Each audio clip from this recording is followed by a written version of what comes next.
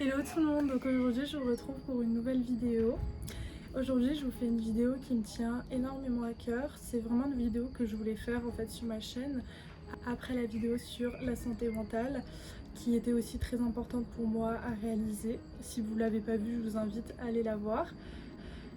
En tout cas, petit trigger warning aux personnes qui sont sujettes à des troubles du comportement alimentaire, mais également ceux qui sont sensibles à tout ce qui touche ces troubles-là. Que c'est super important en fait d'en parler tout simplement parce que je trouve qu'il n'y a pas assez de visibilité là-dessus.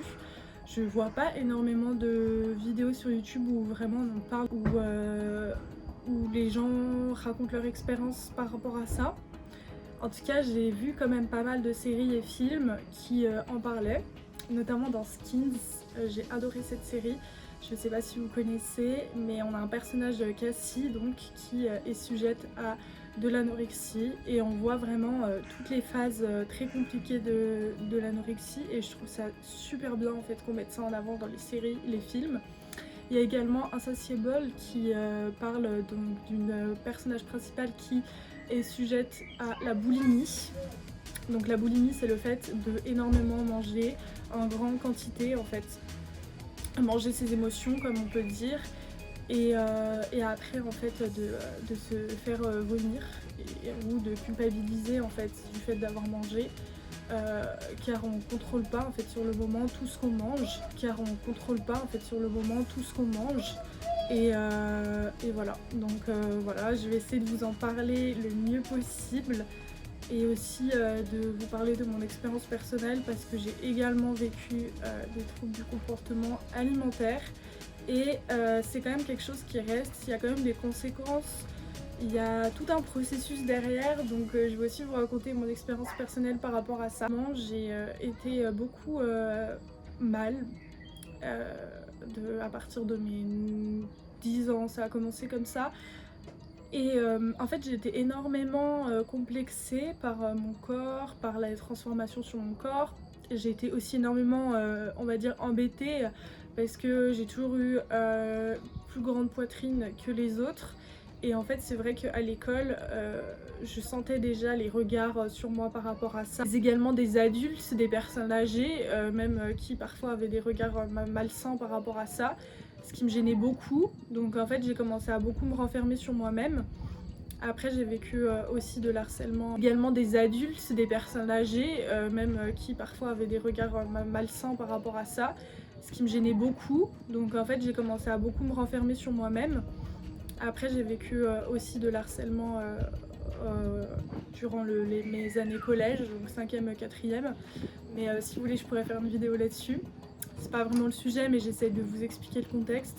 Après j'ai aussi vécu ce qu'on appelle aujourd'hui revenge porn, mais à l'époque on n'en parlait pas trop et puis j'avais 12 ans donc voilà, je peux aussi faire une vidéo là-dessus si vous voulez que j'en parle plus. D'ailleurs j'ai fait une vidéo avec Tataki sur leur compte Instagram, je vous la mettrai si vous voulez aller la voir là-dessus. Enfin voilà, j'ai toujours été un peu complexée avec mon corps et c'est vrai que je n'osais pas trop le montrer parce que je voyais qu'en fait tout de suite c'était super sexualisé le fait que j'ai une grosse poitrine et après forcément vient l'hypersexualisation et c'est vrai qu'à cette époque-là j'ai commencé, je pense que j'avais 14-15 ans, j'ai commencé à énormément manger en fait. Par moments ça me prenait, je partais, je me souviens là où on rangeait toute la bouffe. Et je mangeais. Et en fait, je me retrouvais là-bas, assise. Et après, je me disais, mais en fait, qu'est-ce que je fais là en fait? Genre, pourquoi je mange autant? Pourquoi ci, pourquoi ça? Et après, en fait, j'ai carrément éprouvé du dégoût pour moi-même, en fait, du fait de trop manger. Et aussi, bah, il y avait mes parents souvent à table, ils me disaient, genre, ne te resserre pas, des choses comme ça. Où j'avais quelques remarques de certaines personnes qui me disaient t'as pris un peu du poids, etc. Et je pense que c'est ça qui m'a marquée. Et en fait, au final, j'ai éprouvé clairement du dégoût pour ma personne après tous ces épisodes et cette expérience-là. Et du coup, bah, ce qui a fait que en fait, ça a été tout le contraire. Donc j'ai clairement commencé à me restreindre de manger. C'est-à-dire que je faisais vraiment, par exemple, il y avait des féculents au repas. je ne prenais que des légumes. Je faisais vraiment des assiettes minimes par rapport aux autres. Je mangeais peut-être ça et puis en fait je n'éprouvais plus en fait ce sentiment de faim. Je me forçais, c'était juste de la survie en fait. Et ce qui m'a vraiment ouvert les yeux, ça a été mes amis qui sont encore mes amis aujourd'hui d'ailleurs, que j'embrasse très fort, que j'aime énormément. Donc mes amis qui m'ont beaucoup aidée, qui m'ont ouvert les yeux en fait, tout simplement. Déjà je pense que elles avaient remarqué que je mangeais moins, que j'avais perdu du poids, et je pense qu'elles se posaient beaucoup de questions. Puis il y en avait certaines d'entre elles qui avaient aussi des soucis avec l'alimentation, donc qui connaissaient ça et qui voyaient clairement que j'étais pas bien par rapport à ça. Mais moi j'étais clairement, on va dire, au fond de moi je me rendais compte que j'avais ça, mais j'étais quand même dans un certain déni de me dire bah en fait voilà c'est comme ça, et puis je me trouvais très bien comme ça en fait. Je voyais pas le problème clairement sur le moment. Et je me souviens clairement du moment où, je me rappelle comme si c'était hier, du moment où elles m'ont confrontée à ça. On était en train de boire un verre de jus de fruits au Zoudaya, je sais pas si vous connaissez, c'est du Maroc, de Rabat. Donc on était au Zoudaya et puis on s'est retrouvés entre potes et tout ça. Et elles étaient déjà là en fait, elles sont arrivées avant moi, je suis arrivée en retard pour changer. Et en fait, clairement, elles m'ont dit mais Lina, on a vu que t'as perdu du poids, etc. Est-ce que tu vas bien? Moi, il y a une de mes amies à moi qui avait vécu ça, qui m'a dit mais moi, je connais ça, je l'ai aussi vécu et on peut t'aider à t'en sortir. Et puis elles m'ont tout de suite épaulée en fait. Vraiment, j'ai des amis en or, vraiment. Je les aime mais d'un amour profond, clairement, c'est des personnes incroyables. Et je suis tellement contente de les avoir eues à tous ces moments difficiles. Et vraiment, elles m'ont tout de suite soutenue en fait. Il n'y a pas eu de jugement en fait, clairement, c'était vraiment juste du pur soutien et de l'amour. Et elles m'ont aidé énormément en fait à décomplexer ça, à plus manger, à plus m'ouvrir en fait, à reprendre goût, à avoir de l'appétit, etc. Je me souviens qu'on allait tout le temps aux épiceries, on achetait des trucs, chez elles on se faisait des bons petits plats. Et petit à petit en fait ça a recommencé ça a progressé en fait clairement. Et j'ai commencé donc à plus manger. Et il y a un jour comme ça, non mais vraiment je vais vous mettre les images. Un jour j'ai regardé une photo de moi et en fait je me suis dit avec le recul, qu'est-ce que j'étais maigre. Genre je me suis regardée, j'avais l'impression de voir un squelette, littéralement. J'avais des bras mais super fins qui pendaient, les jambes super fines. Je n'avais pas de fesses, clairement c'était comme ça. Je me suis vraiment vue là et ça m'a vraiment fait un choc cette photo en fait. C'est vraiment ça qui a été révélateur pour moi, où je me suis dit mais en fait regarde dans quel état tu t'es mis en fait, clairement. Et c'était très très compliqué en fait à réaliser, mais après il y a eu le temps qui est passé et le temps a bien fait les choses finalement, parce que j'ai guéri de ça, Dieu merci. Mais je sais à quel point c'est difficile en fait pour ceux qui en souffrent, parce que on a honte, on n'a pas forcément envie d'en parler. Genre les épisodes où je me faisais vomir parce que j'avais l'impression d'avoir trop mangé alors que je me sous-alimentais, je connais cette honte en fait et ce dégoût de soi-même.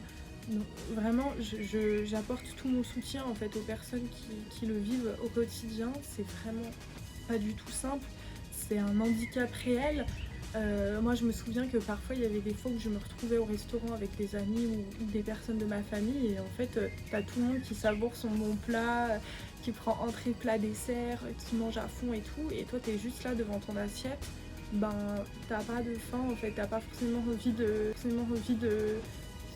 manger clairement. Et moi à chaque fois ça me dégoûtait en fait, limite les gens qui mangeaient trop, genre je me disais mais c'est des porcs et tout, alors que juste c'était des gens qui aimaient la nourriture et puis qui se privaient pas quoi, tout simplement.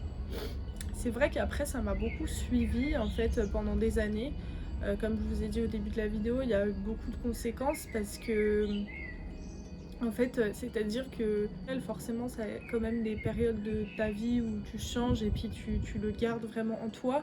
Mais je veux dire, même en grandissant avec les années, quand j'ai fait mon déménagement, donc Maroc-Suisse, ça a été très difficile pour moi parce que, bah, je perdais mes amis, je perdais, ma vie là-bas, je perdais, tout en fait. Et le Maroc, c'était magique comme endroit pour moi, donc c'était très, très difficile d'arriver là. Sans amis, je connaissais personne, enfin c'était énormément compliqué. C'était énormément compliqué en fait clairement d'arriver ici parce que ouais, il y avait tout un chamboulement en fait, il y avait tout qui changeait pour moi. Et en fait après heureusement j'ai eu ma cousine etc. Enfin je me suis créé des amitiés par la suite. Mais c'était très difficile. Donc forcément j'ai eu des retombées. Ce qui font que quand moi je suis pas très bien, ben en fait c'est les deux extrêmes. C'est soit je mange presque pas, soit je mange trop, on va dire. Et là pour le coup, ben, je me nourrissais très peu. Et après j'ai eu des soucis également d'addiction. Je ferai une vidéo là-dessus qui je pense sera très importante aussi pour moi. Donc voilà, je suis tombée là-dedans et puis en fait je suis retombée dans ce truc là de toute façon j'ai pas faim, non je mangerai pas ou enfin franchement j'ai aucun intérêt pour la nourriture, c'est-à-dire que tout ce plaisir qu'on peut avoir à manger un bon plat, à manger un bon truc en fait préparé, tout ça je l'avais pas, pour moi c'était juste fade en fait ce que je mettais dans ma bouche et j'avais aucun plaisir à manger. Et franchement, j'en voulais tellement aux personnes qui appréciaient et tout, genre limite à se lécher les balines pour manger leur assiette. Pour moi, c'était très difficile en fait de voir que le monde autour de moi n'avait pas ça et que bah, moi, une fois de plus, genre je me sentais différente et puis j'étais là, mais enfin, genre c'est pas normal quoi. Et je savais au fond de moi que c'était mal. Donc c'est-à-dire qu'après bon par la suite j'ai commencé une thérapie qui m'a beaucoup aidée n'empêche parce que c'était la première fois que je faisais une thérapie donc c'était très important aussi. Parce que c'était la première fois que je faisais une thérapie donc c'était très important aussi. Mais c'est-à-dire que ouais en fait j'avais toujours du mal à cette époque-là à me regarder dans la glace, à m'apprécier comme j'étais. Enfin toutes ces années-là jusqu'à mes 16 ans j'étais en sous-alimentation. Quand j'ai connu mon copain, j'avais 17 ans et il m'a connue, j'avais une taille comme ça, vraiment. La vidéo a coupé et le temps a baissé, donc enfin le temps a baissé, ça n'a aucun sens ce que je viens de dire, mais il fait froid, bref, du coup j'ai mis mon gilet. Donc ce que je disais c'est que voilà, je pense que l'entourage fait beaucoup dans tout ce processus de guérison, il joue vraiment un rôle très important. Et j'ai vraiment quelque chose d'important à dire aux proches qui voient aux gens qui voient leurs proches en fait comme ça, pas bien et avec ces soucis-là, c'est surtout de ne pas les juger en fait déjà d'un premier lieu, de ne pas les forcer à manger, de ne pas leur faire des remarques déplacées du style comme moi on m'a fait, genre ouais pourquoi tu finis pas ton assiette ou genre ouais tu peux te resservir et tout, ou tout ce genre de choses en fait ça marque énormément et il faut pas brusquer la personne en fait, clairement il faut juste l'accompagner dans son processus de guérison, l'écouter, la soutenir et surtout je dis bien l'écouter parce que ça vient pas de nulle part en fait, ce souci là il y a toujours un noyau quelque part en fait, il faut vraiment creuser et chercher la raison pour laquelle on se fait ça à nous-mêmes. On arrive à la fin de cette vidéo, en tout cas tout ce que j'ai à vous dire c'est que toutes les personnes qui subissent ça, je vous envoie tout mon soutien. Clairement je sais que c'est pas simple à vivre au quotidien, j'espère que mon expérience a pu peut-être en aider certains et voir que donc la guérison est possible. En tout cas accrochez-vous, vraiment c'est super important. Prenez soin de vous, suivez une thérapie si ça peut vous aider et entourez-vous surtout de bonnes personnes pour vous. Et à liker, commenter et à vous abonner. Et moi je vous retrouve très vite pour une prochaine vidéo. Je vous love, à bientôt.